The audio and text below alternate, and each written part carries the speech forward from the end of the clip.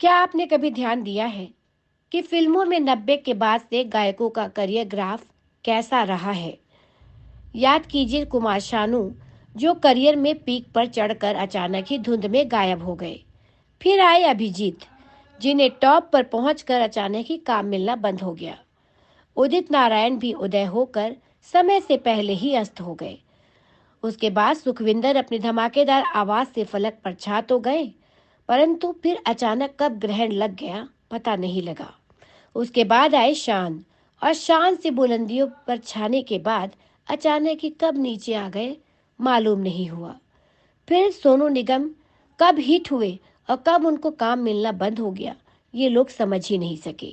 उसके बाद अरिजीत सिंह, जिनकी मखमली आवाज ने दिलों में जगह बनानी शुरू ही की थी, कि सलमान खान ने उन्हें पब्लिकली माफी मांगने के बाद भी जग घूमया जैसे गाना नहीं ऑफर किया, नहीं गवाया उनसे, और धीरे धीरे उसका करियर खत्म करने की साजिश चलने लगी। सारे ही गायकों को असमय बाहर का रास्ता दिखा दिया गया। इसके उल्टा इसके पहले चीख चीख कर गाने वाले कव्वाल नुसरत फतेह अली खां को कव्वाली गाने के लिए बुलाया जाता रहा, और पाकिस्तानी गायकों के लिए दरवाजे खोल दिए जाते हैं। उसके बाद राहत फतेह अली खान आते हैं और बॉलीवुड में उन्हें लगातार काम भी मिलने लगता है।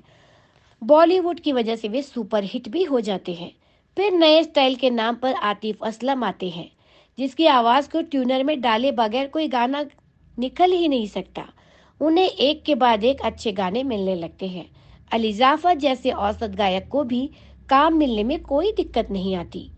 धीरे धीरे पाकिस्तानी हीरो हीरोइनों को भी बॉलीवुड में लाकर स्थापित किया जाने लगा और भारतीयों को बाहर का रास्ता दिखाया जाने लगा।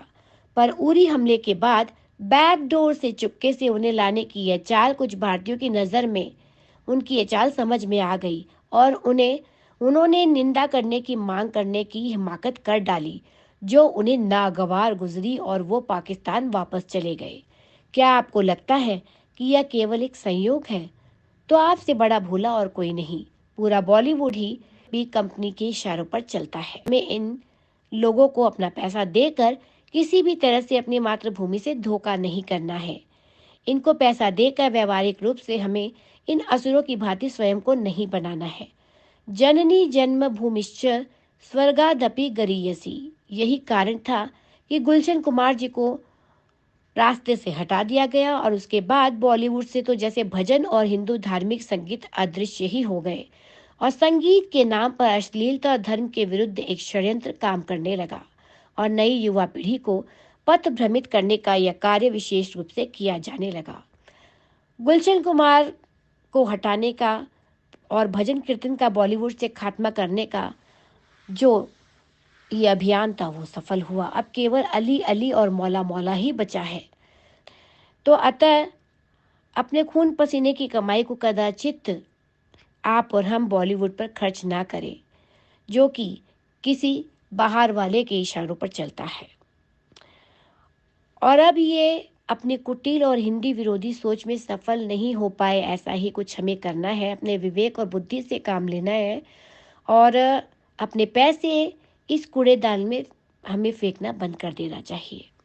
तो बॉलीवुड में आज के लिए इतना ही। हम फिर मिलेंगे जल्दी ही बॉलीवुड की कोई अन्य दिलचस्प खबर या किस्सा लेकर। तब तक के लिए नमस्कार।